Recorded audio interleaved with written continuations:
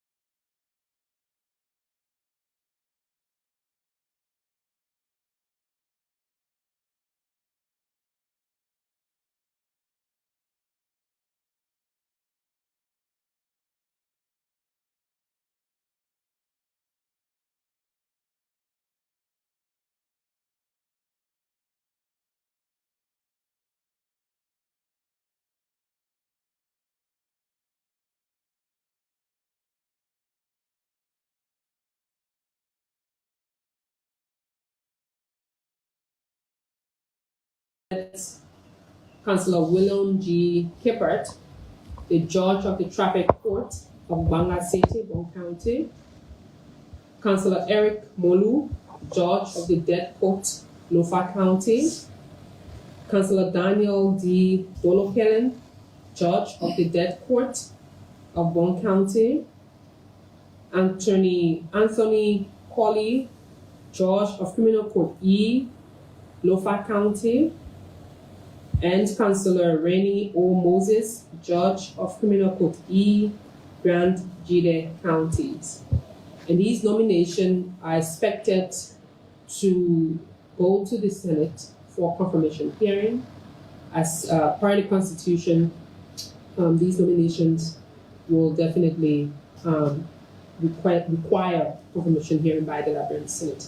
The President hopes that the Senate will give the nomination the expedited rule so that they can be confirmed where necessary to be able to continue the work or go to begin their work in the different jurisdictions so that the issue of the rule of law and accountability can continue unabated. In additional news, I'm pleased to inform the Liberian people that Liberia has received Mr. Kilmer Armando Abrego Gracias on humanitarian and temporary grounds. I therefore announce that the government of Liberia is hereby announcing a decision to receive Mr. Kilmer Armando Abrego Gracias on a strictly humanitarian and temporary basis, following a formal request from the government of the United States of America. The decision was reached after extensive consultations with relevant national and international stakeholders, reflecting Liberia's enduring commitment to upholding the principles of human dignity, international solidarity, and compassion in times of distress. Liberia's actions are guided by both international humanitarian norms and its own long-standing tradition of offering refuge to those in need. As one of Africa's oldest republics, Liberia has historically extended protection and goodwill to individuals and communities needing assistance, including the African freedom fighters and democracy advocates who once found safety on the Liberian soil. The government of Liberia welcomes the United States acknowledgement of this humanitarian act and notes that this action was undertaken voluntarily and in good faith and solely on humanitarian grounds. The decision underscores the long-standing friendship between Liberia and the United States of America that is built upon shared values of humanity, freedom, and justice.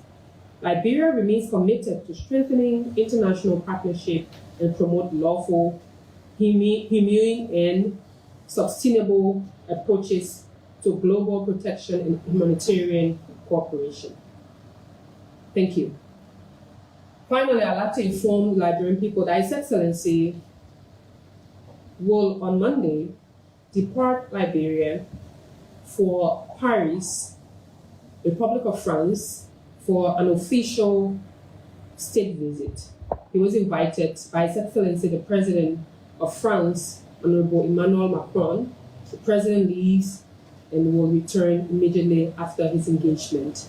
Thank you all. I'll take your questions and please, as usual, state your name, your institution, and the question. Thank you. Good afternoon. Okay, so my name is Princess Casida, and I report for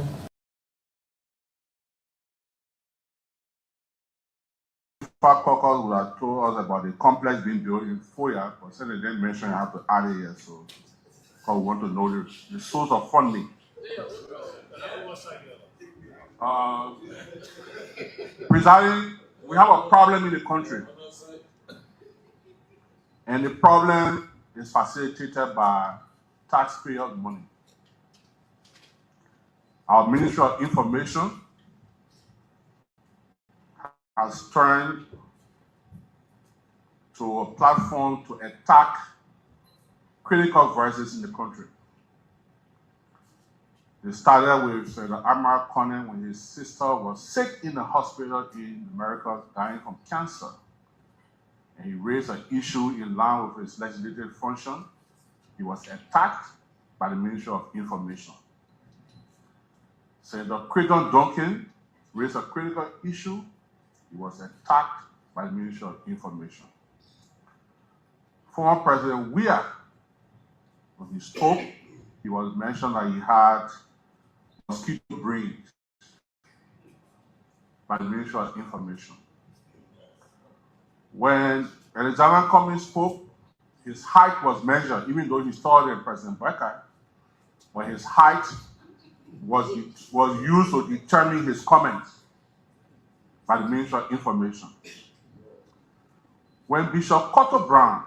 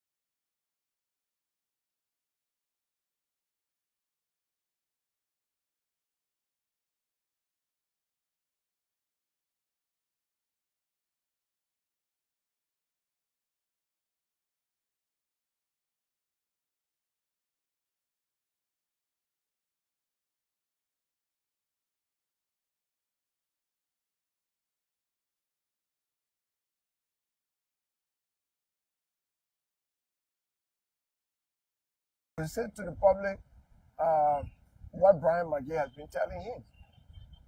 I think there should be no different standard for big men in this country and different standard for small men.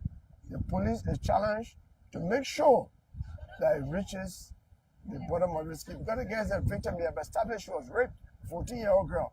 Just as in 1898, a 14-year-old girl was raped by Mr. Coleman.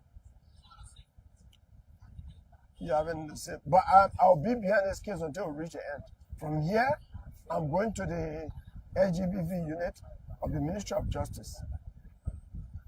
Yes, I want to say to the public that since my daughter has been raped and was accused by this man, Brian McGee, they have not been updating me with any information.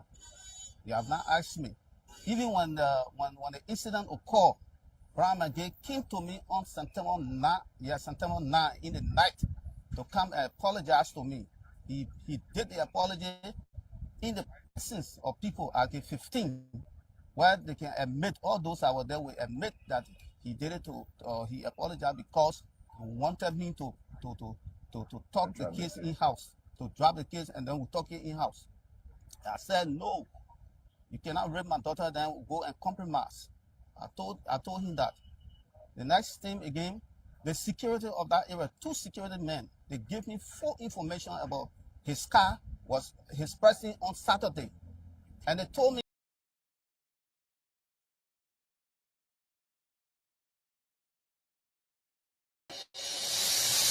I can't stand no more, cause I'm a fool. I can't go to school, cause no more money. I can't stand no more, cause I'm a fool. I cannot go to school, cause no more money. Hey yo, excuse me Mr. Genevieve, I wonder how you make your headlines in the press release today. Although I read the news every day, but I'm really still getting confused now, and I just wanna ask you some questions. Oh, they say pay some money, they say pay some presidency. Et c'est based on technology, et c'est based on war. Tell me, we got major headlines. Oh, we got major stories. Yeah. There is no job, no money for hustlers. We got major headlines. We got major stories. We got major headlines and major stories right here from Liberia. We like to say a pleasant good evening and welcome to the round table. We are grateful to be back, and we are here with a lot of great discussions, great things to talk about, making news across our beloved country, Liberia. Let me say good evening to you, Mr. Abu, and welcome back to the program and this week's presentation. Good evening, Willie. How are you today? I hope you had a very good day. They told me the sun was really blazing today in Monrovia, and you people had a very good weather. And for us here, it's getting cold a little bit, mild cold. Maybe we'll experience some more when we get into November. And today, I know many things have been happening in Monrovia, and we'll have a time to start looking at some of these things and strictly our opinion and what we feel about some of these stories that are trending in our country. My name is Samuel Abu. We are here on Waste TV. We come every Tuesday and Thursday. We invite you to please come, tune in, and view with us. Give us your views. We have the numbers posted there. You can call and give your little view about what you feel. If we're not saying what you want us to say, maybe we'll try to intertwine with what you are saying so that we can get a good figure. We are not here to fight. We are just here to make sure that we give our opinion. We are not in favor of anybody. We look at things as they are. You may not agree for the reasons why they happen, but I mean, we look at the rationale behind what is happening. So, Willem, what do we have for today? Basically, tonight we will look at the recent appointments being made by the Liberian government, His Excellency President Joseph Boakai, and it's something that shocked a lot of people. And we saw former Mines and Energy Minister Whitmore being replaced also in the recent appointment the president made at the Ministry of Mines and Energy. That is something spark debate, and some people turned that to be because of corruption. Some people turned it to be principal mandate situation, and there's a lot of other things attached as it relates to the recent appointment, especially there at the Ministry of Mines and Energy. And basically, we will later on just throw a little light on the acceptance of us have Of Vadran Kilma Abrego Garcia, the El Salvadorian. Yes, a Vadran citizen, and we will look at that as well. And so far, we be able to give our own opinion on these issues across our country. So that is it right there, Mr. Abu. Okay, thank you very much. I think I did see the press secretary to the president reading the appointments, and I know yesterday the internet, the social media was filled with comments, appreciations, and also maybe condemnations and various opinions on the replacement of the mines and energy minister in Monrovia. What actually happened there is that the court of public opinion is taking shape even more than the social media in Monrovia, because we have a lot of people who are always in favor of certain things and they get stuck to it. There are some people who are saying the present government is corrupt, but they cannot show us where the corruption is going. Yes, there was a there was an audit report that came out on several of the agencies, and every audit report sometimes will always say that there are shortages of money, misappropriation, misapplication, and all of these things. And sometimes some people are held accountable for it. Sometimes not because the audit report has come out, so people have been fired because of this. From what I'm reading and from what I hear from people both on the social media and people I talk to personally, they are saying that the former Mines and Energy Minister is a credible guy. He has a very good record for advocacy, anti-corruption, and all of these. But one thing that is happening these days is that every time President Boakai replaces people are calling it dismissal. I don't call it as a dismissal. You know, whenever the people are replaced, people are feeling that those people were replaced because of corruption. Most of the time, it is not corruption. There are many things that would happen that people will have to be changed. Because when President Joseph Boakai appointed you, which is his constitutional right to appoint you at his will and remove you at his will. So if you are removed, it doesn't necessarily mean that you were involved in corruption. There are many other things that people can do that can make the president take a decision to replace you. Let's say, for example, there was a case with Mr. Arthur Masekwe. It came a long time. They said they were investigating, so therefore people would have ruled that to corruption. But later, I understand he was cleared by the LACC. But then at the same time, the confidence that the president reposes in you, when you put a crack and crevice in that confidence, sometimes he takes a decision because it has an impact on his government. People look at him to be somebody who is moving in the rightful direction. So it happened also to other people. But in this place, let's say, for example, when Magee was removed, Brian Magee was removed, it wasn't because of corruption. His own was all in the media and this and that. The president decided to suspend him, and later he replaced him. You see, we have to start learning some of these things, some of these languages, and we use them appropriately instead of saying people have been dismissed. I don't think Mr. P was dismissed. I think he was absolutely just replaced because this is something that we call a reshuffle in government. Many areas of government were affected. And for them, 3 of the ministers and the Minister of Mines and Energy were removed. Okay, the president really would not owe us any explanation as to why he removed them, because this is let's say it is his constitutional duty to appoint and to remove you or to replace you or to fire you.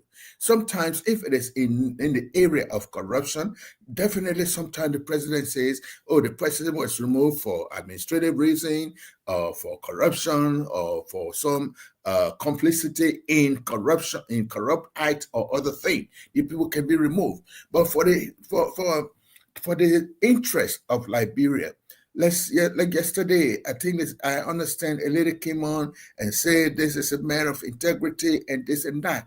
And all they had to do was to think that he was removed because he either have stolen money or he has done this. No, there are many things that people can do. Let's say, for example, I appoint you. William, I told you, do this thing for me in Monrovia. You are in Monrovia. And you decide to do contrary. And it has, whatever you do contrary has an effect on me. You don't have to steal money. You know, sometimes disrespecting me, you know, failure to follow instructions. Sometimes it could be reasons which the president has no obligation to explain to people. Maybe if Mr. P can take his time and make an appointment to see the president will directly tell him why he removed him. Maybe he failed to follow instructions, because failure to follow instruction is also a disobedience, okay? Either sometimes he did something, he was warned earlier by the president, don't do this again, and he went ahead and did it. So it doesn't mean that he took money, it doesn't mean that he stole money or he stopped money coming into Liberia. you know. So I just want to bring this information to our Liberian people to understand that sometimes leaning one way in everything is not always the fact, you know, because this code of public opinion in Liberia makes people to start believing things that they really do not try to look for the facts, okay? So I think he was just replaced. The president no longer, not that the president doesn't have confidence in him. The president do have confidence in him, but not to do that particular job. He has confidence in Mr. Gafwan to be the Minister of Finance. He has confidence in Mr. Pierre to be the Minister of Information. When he loses that confidence in you, he removes you.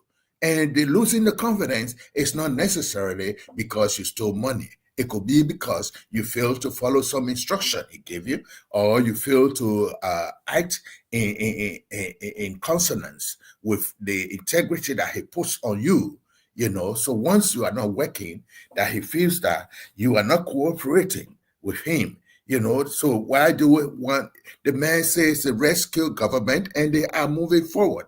And I will always remind you, President Barker says, as long as they are running behind me to do good, I will keep doing good. When they stop running behind me, they will all stop. But for now, he will keep doing good. So at this moment, I still believe that Mr. Pei, the minister, was not removed for corruption. He was removed because the confidence that they had reposed in him, and maybe that does seem to find his integrity. There are some people who can have very, very good records. People have integrity, yet they are disrespectful to other people. You can know you can have all the education, but if you look down on people, sometimes you disrespect, you disobey people, you do not respect people's own rights and other things. Your education is really not too good, you know, because you have to understand the rights of other people. Where your rights end, that's where the rights of other people begin, no matter what kind of people they are, you know. So he may not have been removed for corruption, and I still want to stand that there are many other reasons that he was removed for. If they had removed him and said, okay, well, he has been dismissed, the president put somebody to act, but he did not put somebody to act. He immediately replaced him with another person. So there are more competent people, and therefore he has more confidence in that person he is bringing in than you. Before, you had the highest level of confidence, but because of some reason, he no longer trusts you to that extent. So when they say trust, it's not necessarily about stealing or not stealing, but it may be about disrespect, failure to follow instruction. So let Liberians know that as of this moment, let them leave the wine. Okay, because as I see, we got more people who are saying that he was a man of integrity. They are praising a man as if he's just lying down in his casket, because sometimes the people lie down in the casket, people talk all the good things about him. Nobody wants to see the ugly things.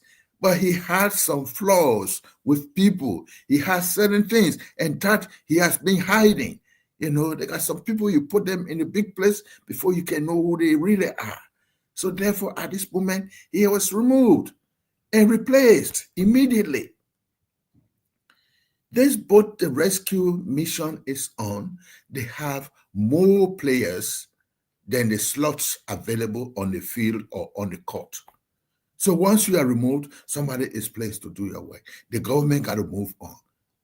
They can't keep you, they're doing investigation, so you sit down, no, somebody has to do that work. When the investigation goes on, when you are cleared sometime to come back, the first thing is you have injured the confidence that they had in you by just making it, the president's heart to break and just say no, you know. So that could be the reason. So I think many people are saying, did you hear other reasons in Monrovia, William? William, are you there? Okay, I think he's having some internet problem, but we will just say that this, the energy minister or ministers were not really removed because they stole money. They were working as a team. Maybe that team decided not to follow the instruction, not to follow instruction. They failed to do what the president wanted them to do. Sometimes some people can come to see the president. The president will say, no, I'm not in the area of energy and mines. You'll go to the energy minister. The minister decides not to see those people.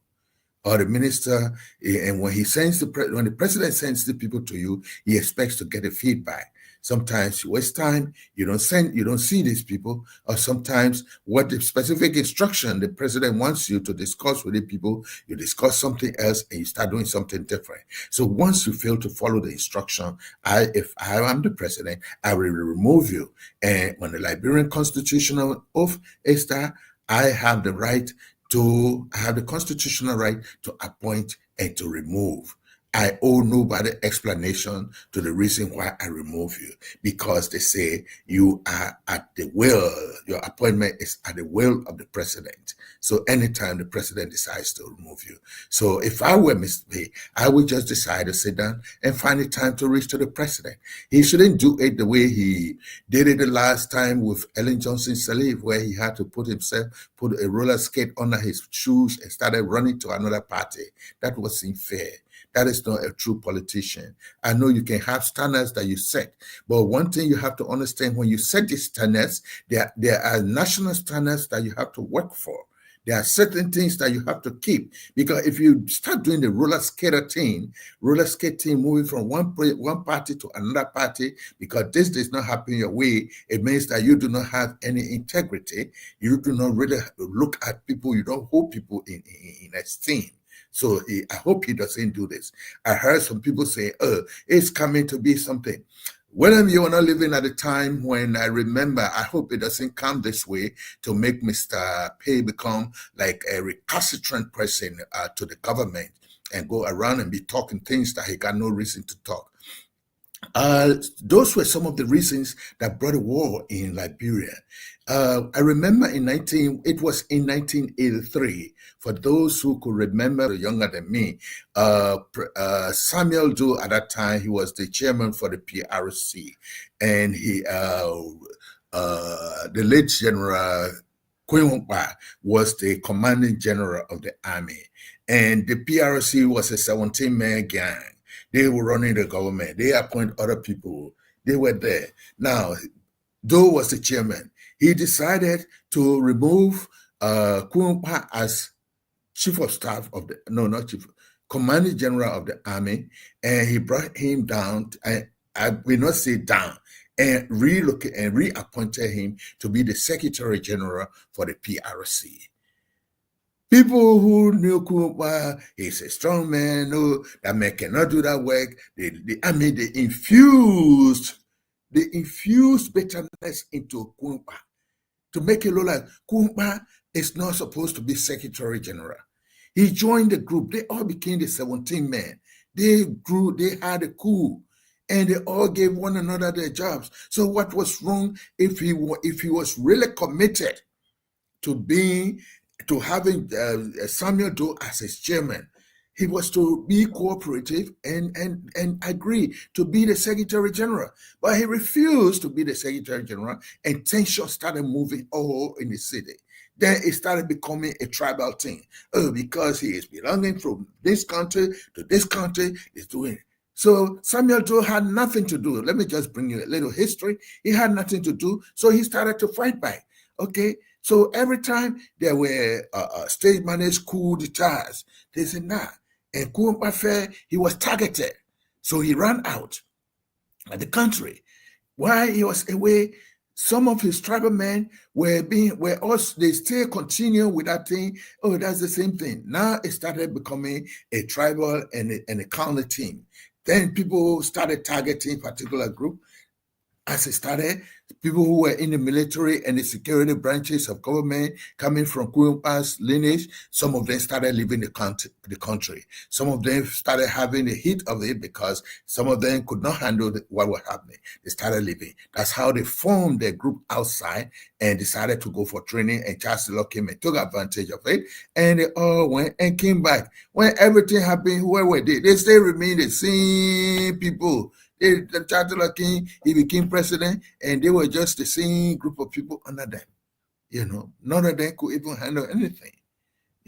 So I don't want this big business to be something that people going to run a lineage of the say, oh, Joseph Boakai is bringing in the Kisi people. He doesn't want to see the Nima people. Then they start creating those kind of views. That doesn't augur well for our country. It doesn't augur well. Let Mr. P shut his mouth, sit down. We know that he is an engineer. He is educated.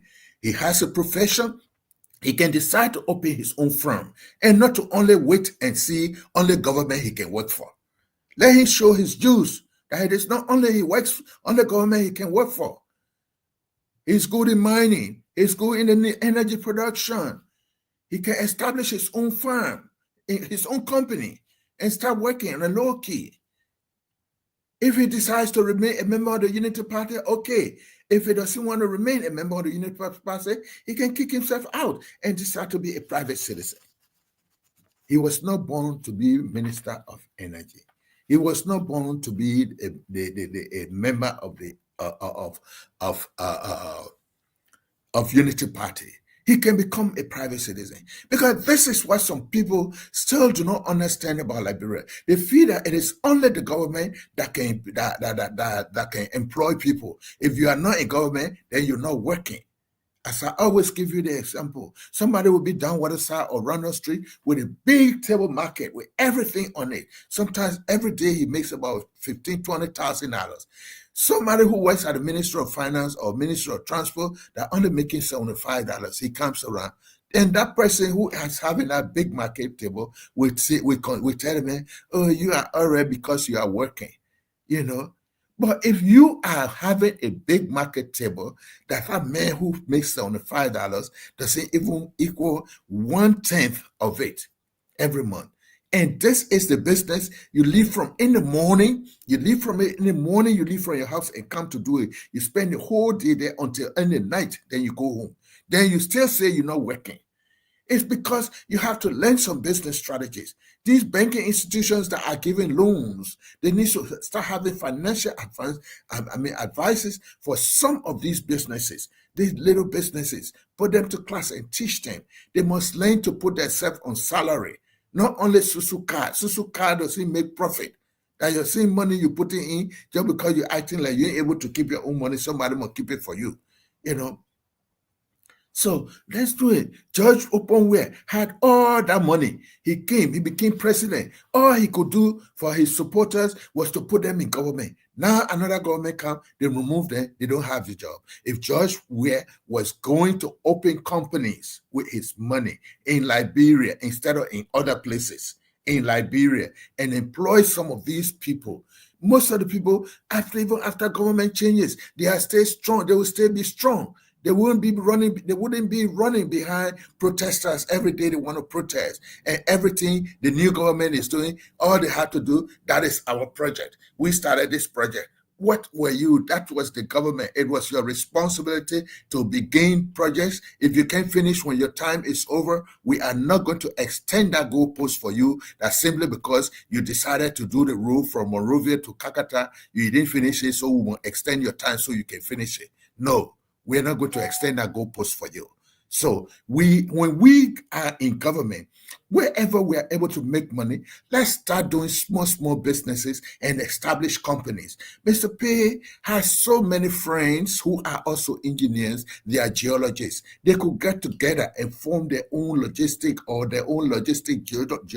geological service, or they can decide to make consultancy with some of the mineral miners or the miners around the country.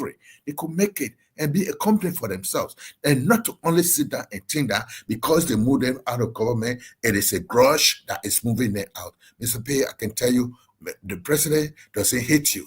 Maybe you just did a little mistake. But if you sit down and soberly think, you can understand what happened. Maybe you thought that it could not have meant anything for you to be removed. But for the president, it meant something big to him. It meant something to his character.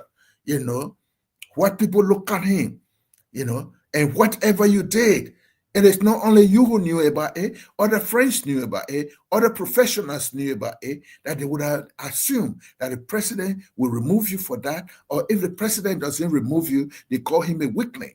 And our president doesn't want to be called a weakling because he knows he's doing his work. So I would just advise Mr. Former Minister, just look for a way you establish a company or start doing your own business. If you don't want to be a member of the Unity Party, you get out. You are not compelled to work in government. You are a Liberian. Of course, it is your responsibility that if you have an opportunity, it must be an opportunity that knocks at your door to allow you to work in government. But if you do not have that opportunity at this time, quit. Look for something else to do. Don't put on the roller skate to say you want to run to another party. Stay where you are. Because you joined Unity Party because you believed in their principles. Except you tell me that situations can make your principles to falter.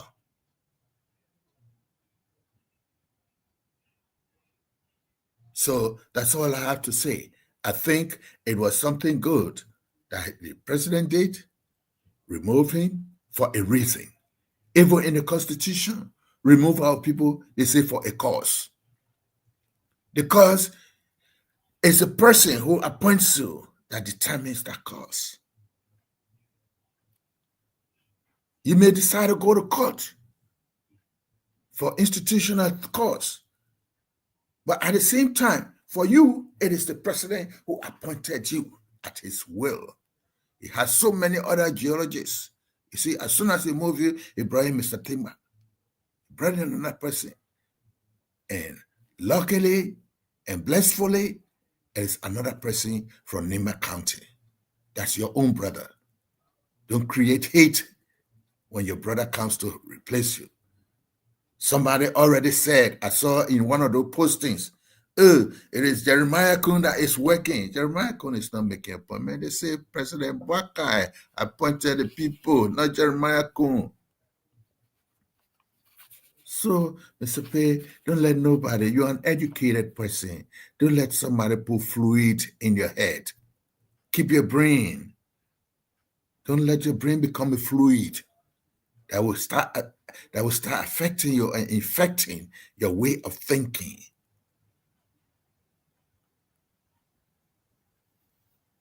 Well, you still finding the internet problem. Okay, then I will go next. I'll go to my next topic. This topic about Kilma Abrego Garcias. This man is from, I will call the place, he's from El Salvador. He came to America as a youth. He strove away to come in. He was undocumented. To bypass the system, he decided to marry to an American citizen, which is a sure way to receive the benefit of your permanent residency, and eventually you become this. Gracia has got into trouble, immigration trouble. Apparently, he did not become a citizen. Maybe he was just holding on a green card when this problem came. And once you hold a green card, when problems like this come, right after you finish serving your term, they have to deport you. But knowing very well that Mr. Cassius, in his country, he has a long-running problem there that he cannot return there and be safe. So there are many of these cases in the immigration benefit system where people come as asylees, they come into the country as refugees, and when certain things happen, they cannot go back to their country. Now,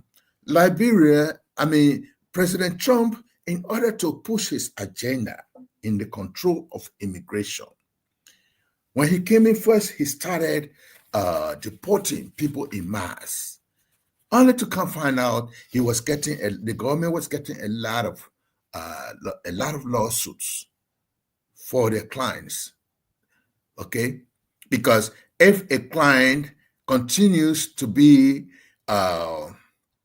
having a problem in his country that he cannot return there, you cannot force him back there, or else you are going against the 1951 Geneva Convention for refugees and asylees. So I hear many countries in Africa. What did Mr. Trump do? Mr. Trump decided that that the countries that will receive, that will agree, they call this whole program the Safe Third Country, the Safe Third Country Agreement, the Safe Third Country Agreement. So when a country agrees to sign this pact with the United States, they say that the agreement, the country will receive financial and technical assistance to strengthen the border management and asylum system in their country. Now, many African countries started running because, as usual, the African countries start coming because they think they are going to get financial aid or financial compensation from the United States government. Okay, so they said President Trump received his earlier strategy of pushing the third-party countries to accept migrants. Nearly a dozen nations, including Costa Rica, El Salvador, Eswatini, Mexico, Panama, Rwanda, South Sudan, Uganda, Ghana, and presently Liberia, they all accepted because they want to get this thing. Okay, we agree, yes. I heard the press secretary say, oh, Liberia used to accept this and that.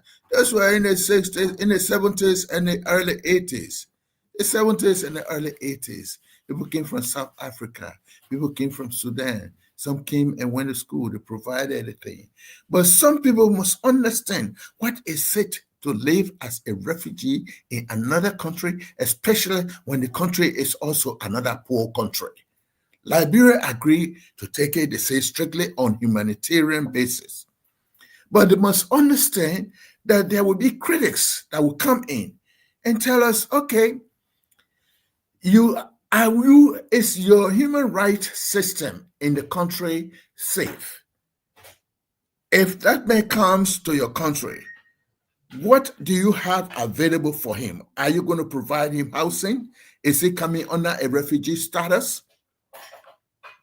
Because if we are going to be giving refugee status to people who are going to deport into our country, what happens to our own refugees who are in other countries? We may say that Liberia is safe. Yes, Liberia is safe. But yes, Liberia is safe. But how safe is Liberia? We're having protests. Liberia, I saw someone came on, they say Liberia has been removed, has been put among the Western countries that is very safe around the world. Yes, we agree with that. But some people still go to bed without eating. You know, safety is just more than not hearing guns shooting.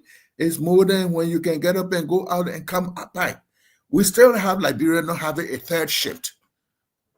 Everybody closed in by 11 o'clock. Liberia is closed down, totally locked down. 11 o'clock, you get on the road, you can't even see a car to take you somewhere. You go to the hospitals, nothing happening there. You go to the security post, you see all of them sleeping because activities come to a standstill. So safety, when they say the country is safe, it is not necessarily because we don't hear guns shooting. Okay. Now, we agreed to take Gracias after they say a lot of diplomatic arrangements and talks and other things. Okay. But this is the agreement that reinforces the country's commitment to international law and humanitarian principle while ensuring the strong national safeguards.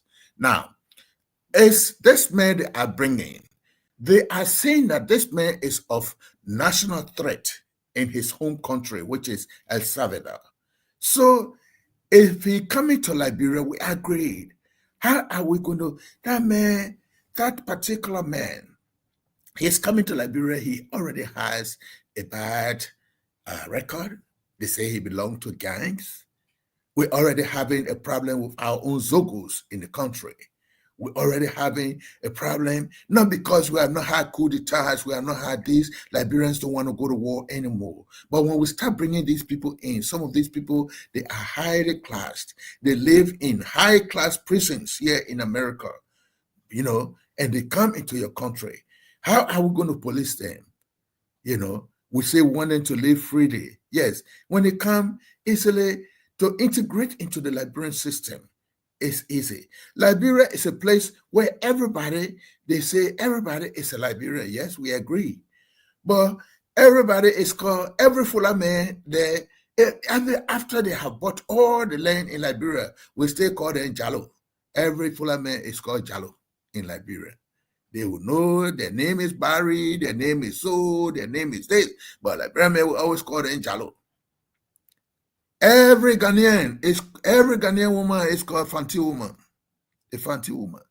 So until we have to step beyond these, learn to understand, we come here. Some people look at us, the Americans, all they have to do is that they ask you, are you African? Are you from Africa? Because many of them do not know that we have different countries in Africa. They believe that just as how we have America, where when you're in Pennsylvania, you're a US, you're in Michigan, you're in Chicago, you're in Illinois, you're in all of these states, you are still American. So when we come, they call us African. So sometimes you have to tell them, no, I'm from Liberia. Oh no, I'm from Nigeria. There are a few countries in Africa that the Americans know by heart. If you call other countries, except those who have gone to school, they will know where the countries are. But many of them, just like even in Liberia, some people think that Americans know too much about Liberia, but we are lying. Americans don't know about Liberia. You always have to tell them the story about Liberia. You always have to tell them the story. Because they don't know where Liberia is. Some people will say Libya. Some people will say Nigeria. You got to pronounce it 3-4 times.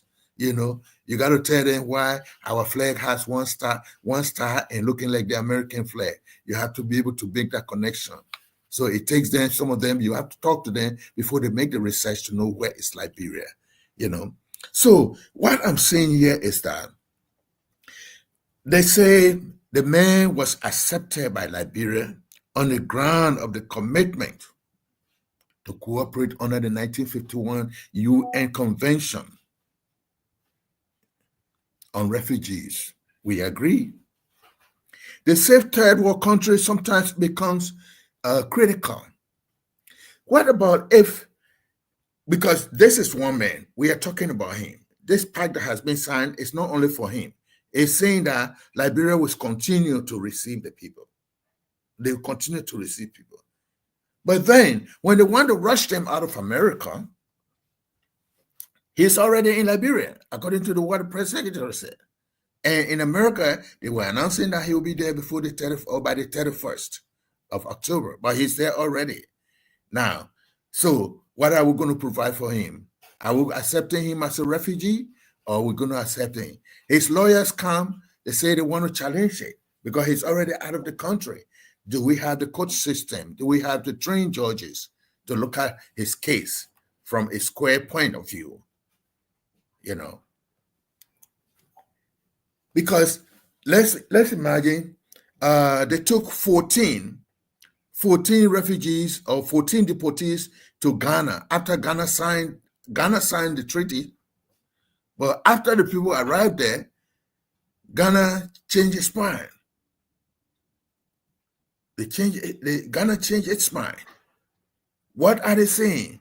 They found out that out of the 13 people that went to the place, out of the 14 people, one is a Gambian and 13 are Nigerians. Let's imagine these people were fugitives from Nigeria. You bring them very close to the area where they left, where they ran away from to come into America. And where we have the West Africa, the ECOWAS thing, we have the free movement in ECOWAS, where if they were looking for them in Nigeria already, and the Nigerian security can enter Ghana and grab the people and carry them back home to go persecute them. So Ghana cleverly played the game. They said, well, we did agree with you, but when you were bringing the people, you did not tell us.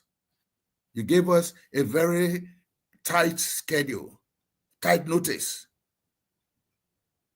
They didn't receive the people because they just, as the Americans come, they bring them in a cargo plane and just drop them and leave. As long as there's immigration there to sign, you sign for them, they take the handcuffs off their hand, and they are left with you. They are left with you now. So what did Ghana do? Ghana sent the Gambian man back to his country and sent the Nigerians back to their country. So what is the agreement like? Is this agreement approved by the Senate? This is more than beyond foreign, this is a foreign intervention, but it's beyond foreign policy that only the Minister of Foreign Affairs and the President can see. But this should be something that should be going into our Senate to be discussed. Our legislators need to discuss it because they are saying that in compensation for receiving these people, you are going to get financial and technical support. So if these ones come in, if the next thing they're going to do, they are going to send to Liberia people who from Ivory Coast who are against Ouattara, they bring them to Liberia. And these things, we have to be very careful. It's a quick thing we did. I don't know what was offered, but this is something that needs to be more discussed more, even in the House. I mean, the Senate needs to put it on the floor to discuss it. That thing we say on humanitarian grounds, humanitarian is beyond. Are we going to go into our budget to take care of these people? Because as they come, we have to give them a welcoming package. That is not their country. Abrego Casillas speaks Spanish. We don't have a Spanish community in Liberia. And he's not going with his family. He didn't go with his family. They took him there alone. Are we going to monitor him? Because if he comes, he's supposed to be living as a free man. He's not going into prison. Gracias will decide, and you will tell me within the next 1 year, Gracias is going to leave Liberia and try to find his way. He's from South America. He will try to find his way back to America. You'll be surprised by next year when we're sitting here, I will tell you that Gracias is back to America, or in the next 2 years. El Salvador is not a very rich country. Their terrain is almost like Liberia. It's a poor country too. That's why people run away from there to come to America. They come in mass. They operate with gangs. Now that man goes to that place, he sets up a gun. Garcia knows how to operate a gun. He knows how to do counter security. These are things that they know from their gang thing in their country. They work against the security. He comes. Pretty soon, he gets into the Liberian system. Sometimes he gets married. But his main goal is to go back to his country. Even when the Spanish come to America, their goal is to go back to their country. They bring their family and they keep going back and coming. He's not going to stay in Liberia. But the arrangement, humanitarian grounds. What humanitarian grounds? Why did we make such a decision? Because this particular man was denied by Ghana. Ghana said, no, you're not bringing him here. Eswatini said, no, you're not bringing him here. Uganda said, no, you're not bringing him here. So where Liberia came from now, the name was not on the list originally. Where Liberia came from to just agree like that. To just agree like that. Because once you agree to take a deportee of another nationality into your country, That means you are opening the pipeline for your own country deportees to be coming when they'll be bringing them in mass. They'll start deporting Liberians. You'll see that. They're going to start deporting Liberians very soon. Because as long as you have opened that floodgate, you know, Garcias, who comes from El Salvador, he did bad to his country and left and came to America. Did his thing. He was arrested, served his term, now to be deported. They said, no, if you carry me back to that country, his lawyer said, you carry him back to El Salvador, he's going to be persecuted. So, because he doesn't want to be persecuted, his lawyers fought, and then Donald Trump, the president of the United States, came up with his own strategy. Even though they signed that agreement, the agreement in itself says the country that is receiving these people will have an absolute veto over the transfer. Ghana did not have a veto over the transfer. They transferred the person. Before Ghana, they said they just saw midnight, a plane came in and brought the people. So they did not make a sufficient arrangement for them. Now, you cannot send every nationality to my country. We'll have to discuss it. A country that I'm not friendly with, we cannot bring them there. We know we remain our arms open. We can bring in Africans. But the distance is far. Refugee business, our press secretary was talking about, they all came from Africa.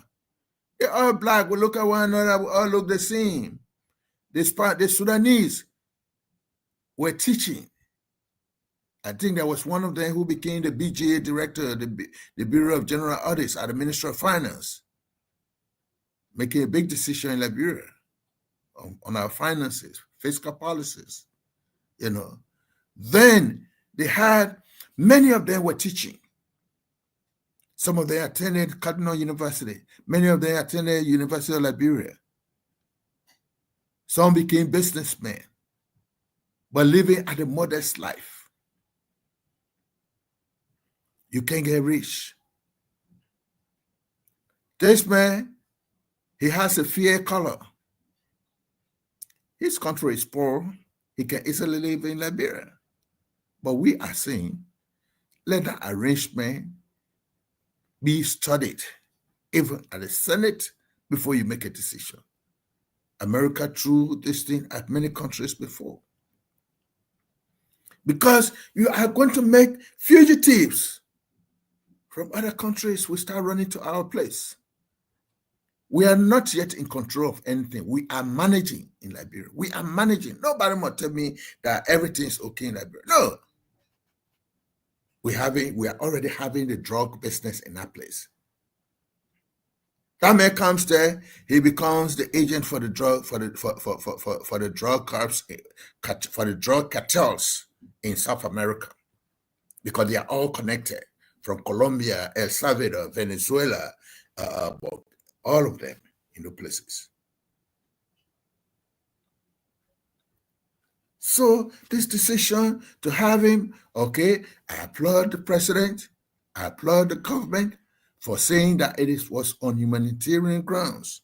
But they must not forget, President Trump has an agenda, and he wants to use your country to pursue that agenda. If you are not smart enough, he sent somebody from El Salvador to you. The next thing, they got 50 Liberians they're sending back. The next month, they got 100 Liberians they are sending back. Because I did hear that they are going to start reviewing the benefits that they have given to some people, that is green cards and other things. They are going to review and investigate. Those who are getting benefits because of family reunion, those who come here and get married to American citizens, or who American citizens go and marry to them and come back here. After 1 year, they divorce. Immigration will suspect that they did it in order to evade the immigration process. They just investigated almost 1,000 cases like that in Minnesota. I saw that clip, where about 50% they say were all fraud marriages. In fact, another group, they went for their green card. The very day they went for their interview, they took them by surprise. We want to go see your house. We want to go see your house. They went there, the two of them not living together. They say they're married. So their own part, they just look for their trouble. Two of them, they are inside now waiting to be deported to wherever country they come from. Liberia was named as one of the countries where that America named as one of the countries where many of their nationalities have overstayed their visas. They are targeting you. They'll start running up your citizens. And at that time, you can't talk. You're not going to talk because they brought somebody from somewhere else and said, oh, bring it. You open your arms, say, let them come. So your own country, when your own people, when elephants start eating your own baby, I tell you, you got to bring these people here. They come. That's what is going to happen. So we just want to say where Liberia need to reconsider that decision and make sure that the people that they are bringing are not threat to national security, are not threat to themselves, because the man comes in. Originally, we know that he's an El Salvadorian. We are going to give him work permit free of charge. We are going to give him work permit free of charge. We are going to give him provide the means for him to get employment. We'll give a lot of things. We'll give him green card or permanent residency free of charge. Allow him to stay as what? As a deportee or as an asylee or a refugee. Now, if he's a refugee, we have to accord him all of the benefits of a refugee and allow him to bring his family if they want to come to Liberia. So once you start with this person here, from another country in your country, just make sure Liberians are going to be on the way coming in mass. They are going to come. They are going to start deporting Liberians because at that time you cannot argue.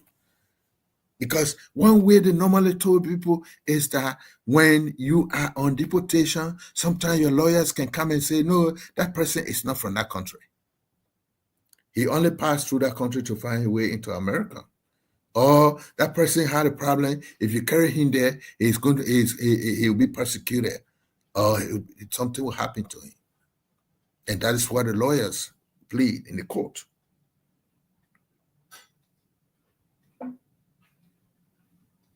So all of these countries, they are seeking to facilitate the deportation program in order to earn goodwill in negotiation with the Trump administration on policies such as trade, maybe migration, and other aid. Because for the Trump administration, they believe that this agreement will help to relieve the pressure on the U.S. asylum system, especially in cases where the migrants cannot safely return home. They have identified, they say that you cannot safely return to your country of birth or your country of citizenship.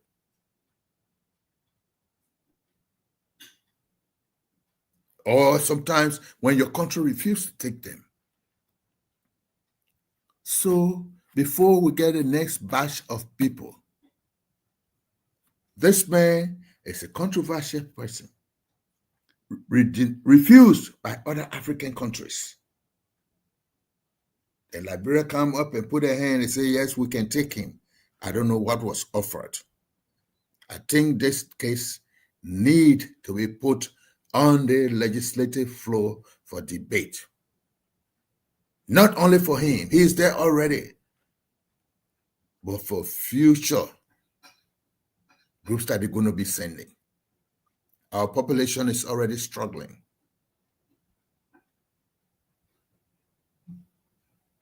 I stopped so far. William, do we have another thing we want to look at?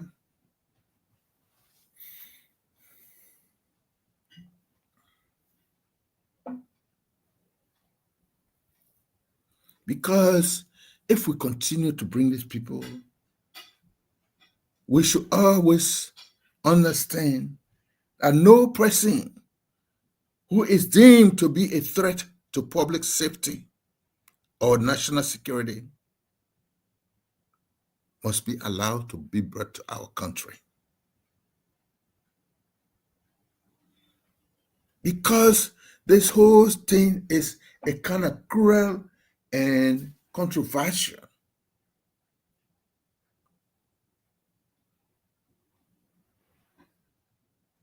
This agreement is really not too good for us.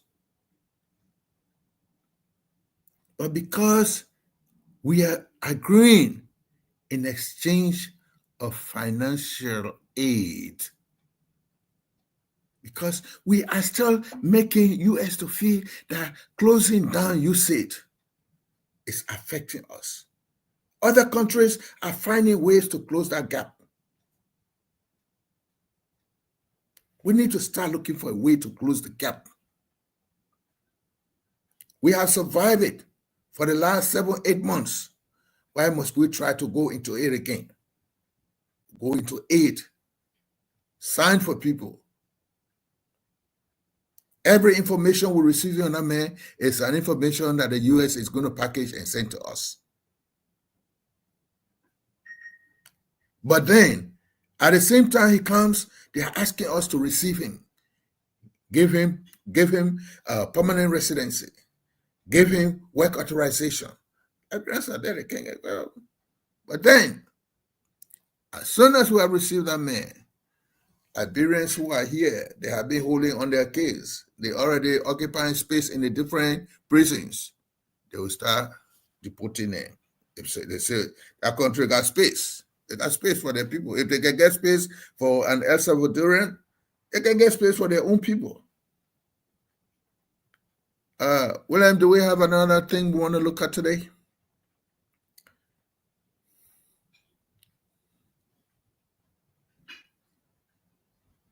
Basically, we saw the court,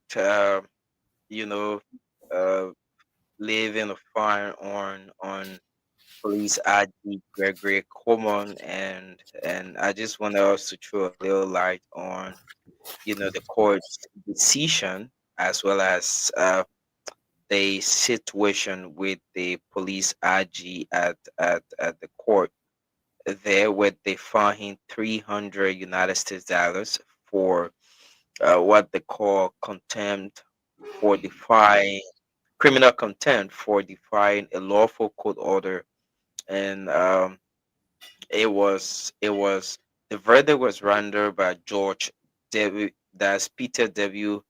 Benewele, and yeah, and they gave the police IG 72 hours. So the decision started to a civil case between the estates of Anton Keita and Mohamed Mara, and it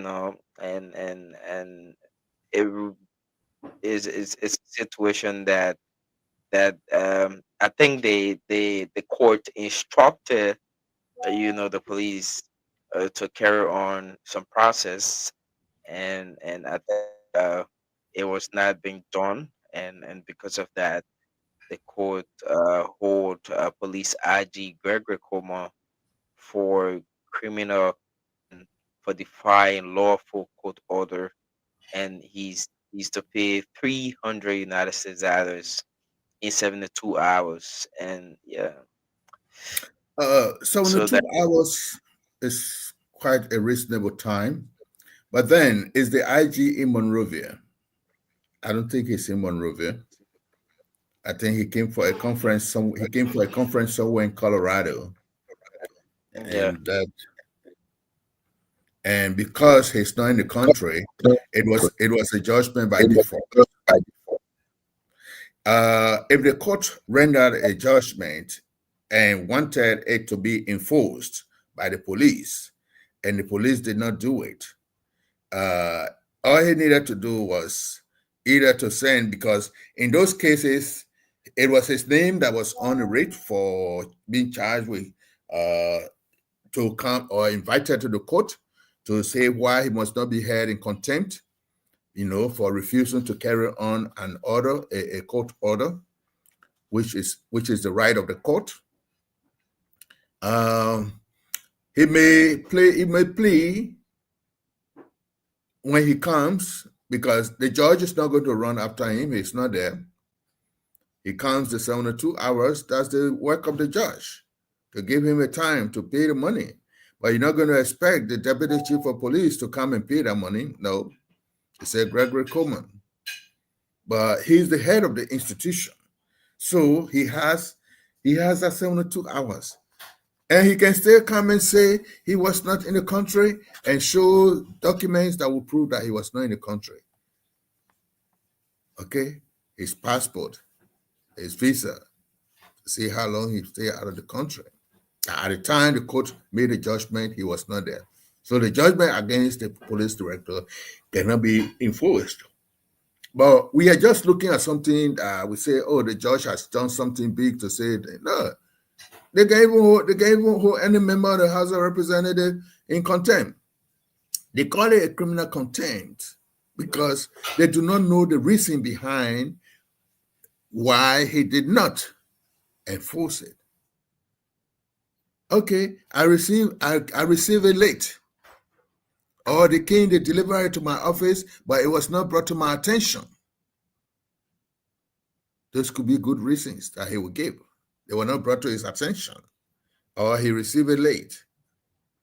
Even though the bailiff who served the rate would have gone and say somebody signed for it, but sometimes it was not Gregory Coleman, somebody who has access to Gregory Coleman. Okay? But the judge, maybe his name has not been in the public for some time, so he thinks using the police director name, the police inspector name will make people to know that the man is working. They feel that they are changing a lot of judges. They are appointing new judges. But Gbenewala is one of the strong guys in that temple of justice. He's been there for a while. So we look at this thing. It's not really a big case. Anybody can find him. He may end up not paying, as long as he can give reasons why he was not there and promise that he will enforce the court mandate. And that's all he needed to do, because they are finding him because he did not do it. They enforce it because they sent him because he did not do it. But why he did not do it, that's why they told him to come to the court to say why he must not be held in contempt. Because he did not do it, it's already a reason why he must be held in contempt. But the court says, come and tell us why we must not hold you in contempt. That is a civil case. It becomes a criminal contempt because they do not know the reason behind. Either he deliberately decided not to do it. He could come and say, well, it was not his doing, and pray the court to throw it out. But I know when the day he arrives, the journalists who will go to meet him at the airport, that's the first question they will ask him. They held you in contempt for $300. $300, that money for IG. Leave the man alone. And Judge Gbenewala knows. He knows. $300 US for police IG to pay. Yeah. He'll pay. But he's not going to pay because he's going to have sufficient reason why he was not doing it. Sometimes he will say to brother, okay, because sometimes the police inspector is out of the country. Certain cases will come, they will deliberately, the acting IG will act on it, and some they will look at it and say, no, it is for the IG himself. So they put it down. So you call, they say the IG not here. But they know what is inside. So they receive it. That's why they read, they can put an envelope in there and they bring it to you open. So I still feel that the police IG, yes, he was held in contempt because he failed to enforce court order, but all he need to do is to come and say why he did not enforce the court order. Sometimes the lawyers who are party to the case could be pressurizing the judge, Sometimes the thing came yesterday and the police IG is on his way out. And if it is a land case, sometimes they want to carry their own bulldozer, but the IG still sees it. The bulldozer comes in here. It may cause a little problem. Certain areas you bulldoze, there will be big problems. Certain areas you bulldoze, there will be less problem. Certain places can be big problem. Without bulldozing, the Sycamore Tree headquarters was something going to be big, But the police IG, not that he did not have it, he had it a long time ago. So he had to study the situation so that they can have less impact. When it started 3 o'clock in the morning. 3 o'clock in the morning. So those people who can walk from Newtown to come there, those who walking from Pinsway to come before the king, everything was already down. If they want further, only the bulldozer they can fight. The next fight they can fight is just to stand and curse everybody, curse Joe Baka's mother and curse everybody. and say that government intention to do it just a witch hunt, They couldn't fight the bulldozer. So if the police IG did not see the people who are affected by this ruling, or those who the ruling is in their favor, they want just order the bulldozer to just go and clear the place. No, the police IG looks at it from a different angle, that he takes his time. By the time it can have small impact. Sometimes go try to remind the people here got rich here. They say they come and break down your place here. They come and move all your houses. So you'll find a way. You'll get out. Because when we come here, we're not going to say, oh, my baby in the house, my this and that, the bulldozer just running over everything. So that could be the reason too. Okay. So go. This house in Lofa County, this complex in Lofa County. Why are people still running behind this complex in Lofa County and think that it is a government project or it is a Joseph Boakai project? Have they really gone to the place and asked the contractors, who are you building this complex for? We are seeing in Monrovia, people are building big houses. Go Kaluna, you see the houses that Kaluna building. You look at the houses that Nukwe is building. Look at the houses people building. Why, when the building goes to the home of the president, that you want to ask that it is the president or it is the government? The man said they don't know the source of They don't know the source. The person, it may be a private citizen who is doing it and says, well, you're going to call my name, but let them reach to the contractors and ask the contractor who you're building this building, who they're building for, Everybody just say, can you imagine that it goes to the Capitol building, that Edwin Snowden operating in that Capitol building based on hearsay and this is that they could take a flight to reach to Lofa to ask before they put it on their floor. The Minister of Information say, the Press Secretary say, those are all hearsay and they say. You find out for yourself. Or it must be a legislative mandate for people to go there to find out, when you can find out yourself so that you can make an issue. Or they want to tell me nobody from Lofa County or from Foya District got money to be able to build those things. And they all know that there are banks that can give loans to people, not only banks in Liberia. People can build those things. Why they say to build a complex like that could be a site for tourism in Lofa County. But they keep making the thing look like, the president is building this, the president. No. Go to the site and ask who is building these structures. Who are they for? When somebody said Mano River Union, can we say the Mano River Union? No, the minister came back. He said he heard. Later, he said he misspoke. I don't know whether he was talking from the side of his mouth. And the thing is finished. He couldn't do anything. Go to the place. Because you can't be there, that everything government is doing, you only look at the negative side of it and not the positive impact that it's going to have on people. Electricity goes to Greenville. I talked to somebody at Sibe on Mississippi Street in Greenville. The person had light. I said, oh, that generator, no, that LECU. I said, hey.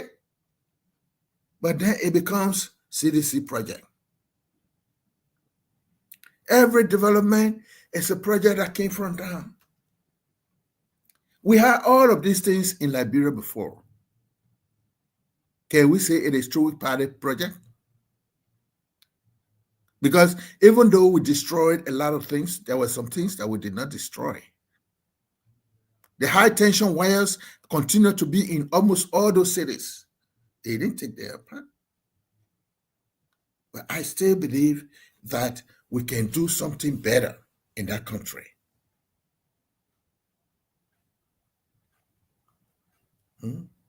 Electricity in Grand Cru. Electricity in Plebo. Kota Road going from place to place, where people say they used to spend 5 hours, 10 hours. This time they all showing it. They're going. I don't know whether the grader, the other people who say they had a project, whether the grader were going there, the snake by the grader tire, that's why it didn't reach there. It didn't reach there. But it still becomes that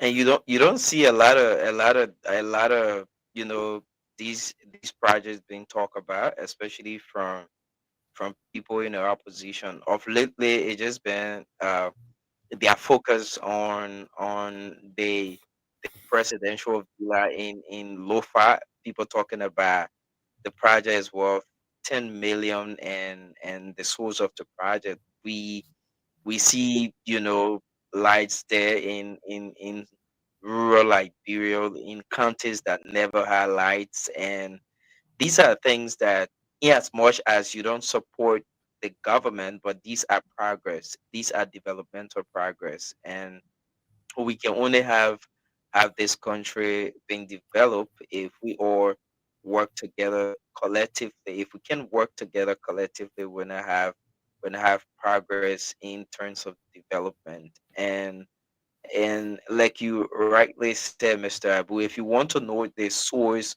of whatever project, and Lofa, just take a trip to Lofa, ask the contractors, and if they don't tell you, the source of the project, you still have to find some other alternative, especially for people that are in opposition. I think they should be able to understand and make their ways around to get hands-on information, on these things that they want to talk about. And it will be really necessary if we Liberians start to talk about more good of our country on social media, places we go. And I think that alone will be able to encourage more people to come to Liberia and and see our country with a different mindset. Yeah, let's imagine, I think there was a technology hub that was built in Foya area. I think a certain perimeter. They say once you enter the perimeter, you have free internet service. Free internet service. That could be built in many places. But nobody is talking about it. Some of the people who are in Monrovia talking, development is going to their homes. They're not seeing it. Development is going to their homes, but they stay in Monrovia and make it look like when they were there sleeping on Jack-o'-lantern, electricity going there today. It's something that they should be looking at good. Now, the next thing is, how are we going to decongest Monrovia? How can some of these people go back and I said before, people who got money need to establish businesses. And some of the businesses got to go in the interior. And people, we got to go behind it. Some companies go in the interior. If you come from Monrovia, you have an advantage that you are from Monrovia. They will employ you quicker than the locals. But we don't want to go to Monrovia. I mean, we don't want to go to Ganta. Go to Ganta. See the three-star hotels, the 4-star hotels in Ganta. I slept in Ganta, a place they call how to call it? Some hotel. Is it Jackie? No, before we get into Jackie, Marquis or something like that. Yeah, you know. I slept there. I had a feeling like I was sleeping in the Marriott Hotel here in the United States. The electricity was regular and stable. They had internet in the building as stable. In the morning, I received my breakfast in my room.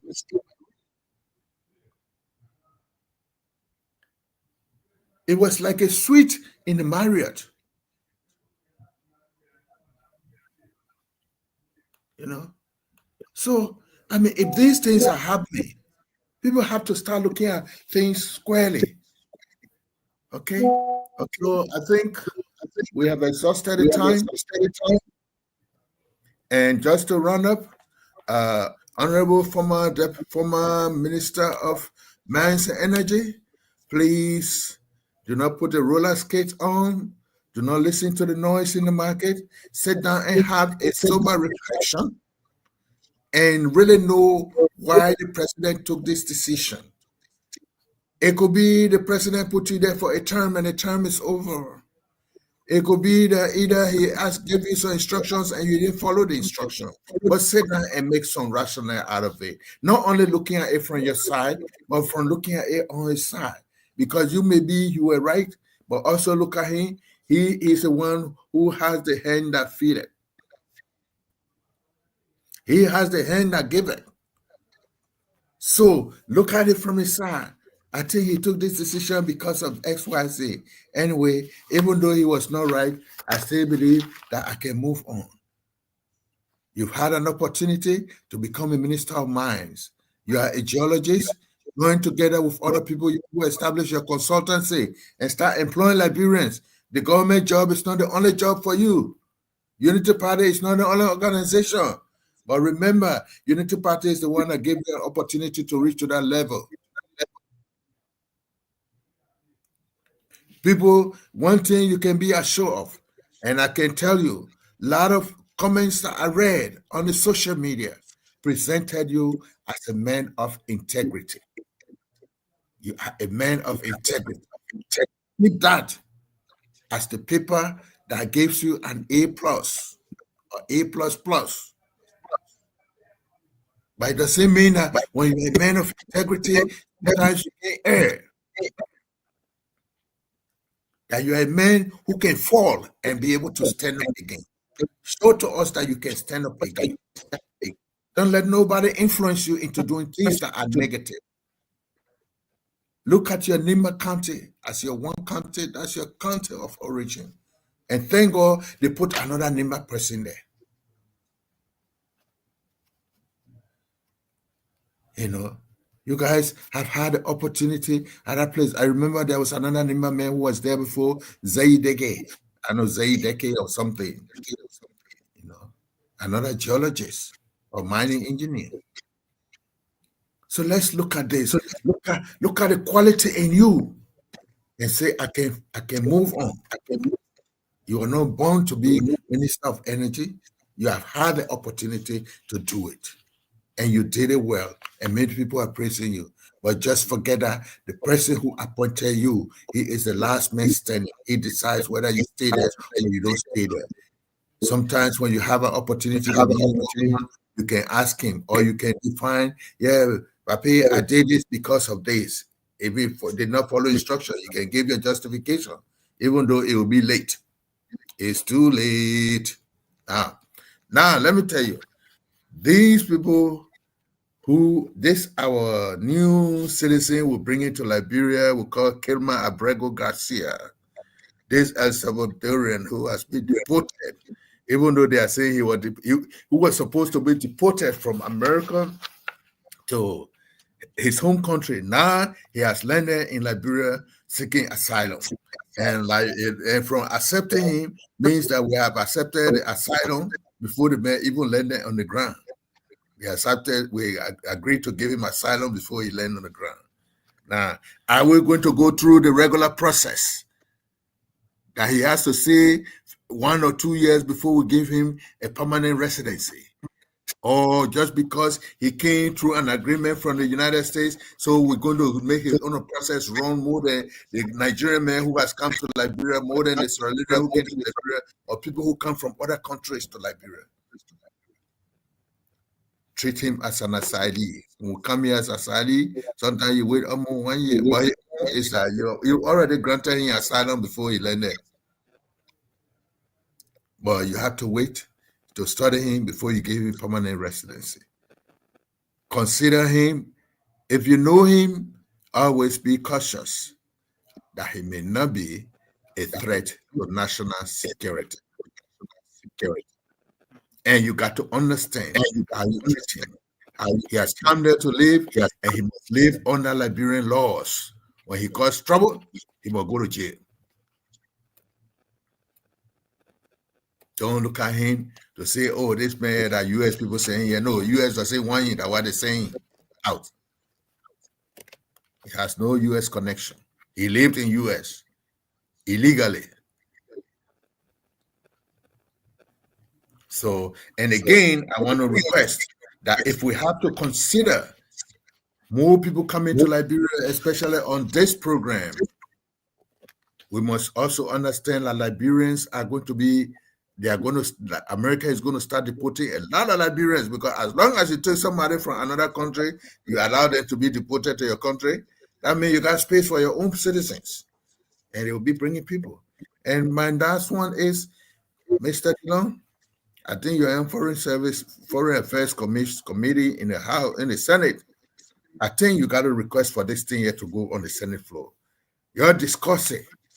Look at it. Look at the implications, both positive and negative, before we can continue to allow people to be deported. Hold on this one person until we go through that process. We know the president is the head for the foreign service policy of our country, but it has to be approved. That's why even when the ambassador is appointed, they go to you people to confirm him. So we still want to say thank you for tonight, for all of you out there who have been listening to us. We hope to come back here on Thursday with some more information or more analysis on some of the things. If you did not agree with us, you can go to Wiz TV online and give your comments, and we'll be able to address them appropriately. My name is Samuel Abu, and I've been here with William McGill, my Monrovia-based editor. So we stay here. I want to say thank you to you, William. And thanks to you, my audience. Thank you so much, Mr. Abu. Thank you so much for always coming on. And we like to say thanks to all of you for following us tonight on the Roundtable. We return on Thursday at 10 p.m. Liberia time, 6 p.m. the U.S. time. Until we talk on Thursday, we'd like to bid you a wonderful good night from our end. Thanks so much for following, and keep following Wiz TV.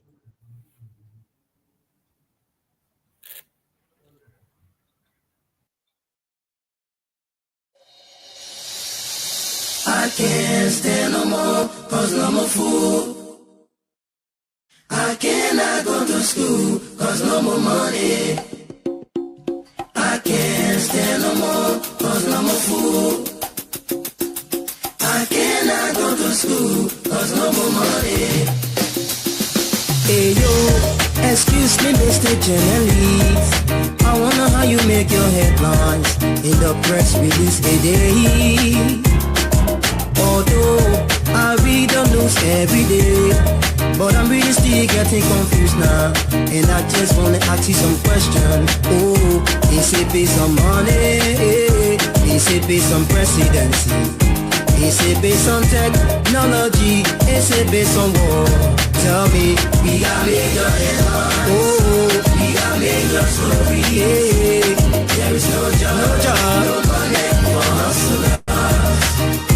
We got major headlines. We got major story. Yeah. There is no job, no money for hustlers. Come take up coverage, the rainy season coming soon. In the ghetto, all the houses are full of leakage, nowhere to sleep. Come and see the widow, living in the street with her children. Since the daddy went to war to fight, he never lived to see them. The children have no shelter, oh, children have no education. The children have no one to call their friend, the children have no food to eat. We got major headlines. Oh, we got major stories. There is no job, no money for hustlers. We got major headlines. Major headlines. We got major stories. Major stories. There is no job, no money for hustlers. How many people do you love, man? How many people do you cherish?